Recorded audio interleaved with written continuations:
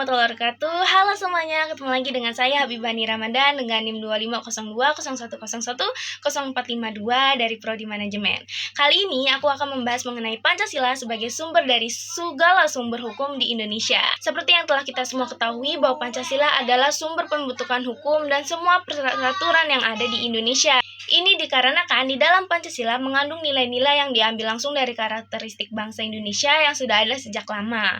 Oleh karena itu, Pancasila dan setiap hukum di Indonesia adalah suatu hal yang tidak dapat dipisahkan, sehingga jika adanya perlakuan atau suatu hal yang tidak sesuai dengan hukum hingga bertentangan dengan nilai-nilai Pancasila, maka akan mendapatkan sanksi. Hukum yang berdasar dari Pancasila dalam memberikan sanksi pelanggaran sejalan dengan pengertian hukum jika kita melihat dari berbagai bahasa, mulai dari Arab, yaitu AUS, yaitu hukum yang artinya akar kebijaksanaan.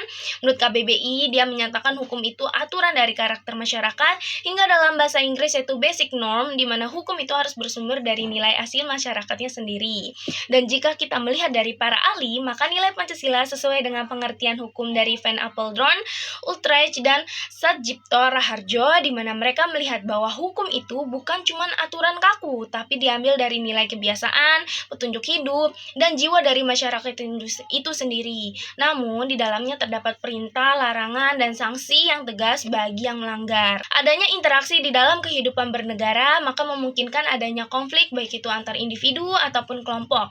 Hal ini dapat terjadi karena adanya perbedaan kepentingan ataupun tindakan yang tidak adil hingga munculnya konflik, yang mana jika tidak adanya kontrol seperti hukum dengan sanksi yang tegas serta didasari dari nilai-nilai yang sesuai dengan kepribadian bangsa seperti Pancasila, maka perpecahan negara mungkin saja terjadi. Disinilah hukum yang bersumber dari Pancasila mengambil peran atau fungsi sebagai kontrol sosial dan penegak keadilan agar ketertiban dan ketentraman dapat tercipta dan dipatuhi. Hukum yang bersumber dari nilai-nilai Pancasila memiliki produk yaitu hukum unifikasi yang bertujuan agar warga negara Indonesia yang sebelumnya menjalankan hukum pluralisme seperti hukum umum, hukum adat, hukum Islam, dan hukum perdata ini dapat bersatu dan selaras dengan nilai Pancasila dan hukum negara dalam perbedaan. Pancasila selain sebagai sumber dari segala sumber hukum juga menjadi cita-cita nih dalam hukum di Indonesia, dan hal ini telah tertulis pada UUD 1945 dalam penjelasan umum, dan ditegaskan bahwa Pancasila adalah cita hukum yang menguasai hukum dasar negara,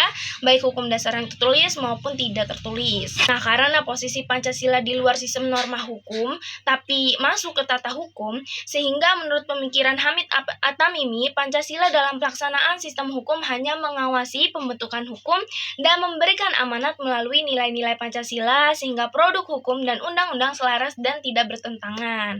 Nilai-nilai dalam Pancasila juga sebagai sumber dari hukum tata urutan peraturan, yaitu ada yang berasal dari TAP MPR dan UU nomor 12 tahun 2011, di mana peraturan pemerintah memiliki urutan yaitu mulai dari UUD 1945 sebagai hukum dasar tertinggi, lalu TAP MPR, lalu UU atau Perpu, peraturan pemerintah, peraturan presiden, peraturan daerah, peraturan provinsi, dan juga kabupaten atau kota. Oleh karena itu, kita wajib mengaktualisasikan nilai Pancasila dalam penegakan hukum agar amanah pada UUD 1945 dapat terlaksanakan sehingga terwujudnya persatuan dalam keberagaman bangsa di Indonesia. Hal ini diharapkan karena Indonesia memiliki hukum yang seharusnya berfungsi sebagai sarana pembaharuan masyarakat yang bersifat responsif, sehingga seluruh tatanan dan penegakan hukum dapat sesuai dengan Pancasila sehingga terwujudnya keadilan untuk memenuhi 5 asas keadilan, yaitu asas persamaan, kebutuhan, dan kualifikasi masyarakat, serta prestasi objektif dan juga subjektif. Maka dari itu, mari kita sebagai generasi muda turut menegakkan nilai-nilai Pancasila dalam kehidupan sehari-hari demi ketertiban bersama. Sekian dari saya. Wassalamualaikum warahmatullahi wabarakatuh dan sampai jumpa.